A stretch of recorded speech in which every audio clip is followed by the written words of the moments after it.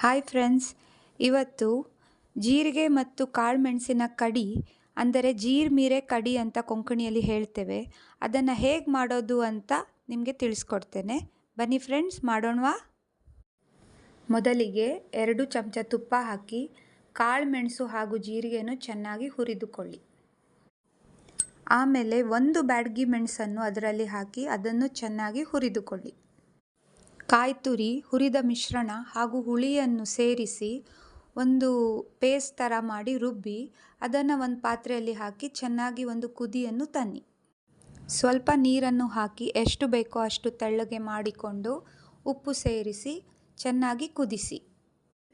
ಒಗ್ಗರಣೆಗೆ ಬೆಳ್ಳುಳ್ಳಿಯನ್ನು ಎಣ್ಣೆಯಲ್ಲಿ ಹುರಿದು ಅದನ್ನು ಆ ಪಾತ್ರೆಗೆ ಹಾಕಿ ಒಂದು ಚೆನ್ನಾಗಿ ಕುದಿಯನ್ನು ತನ್ನಿ.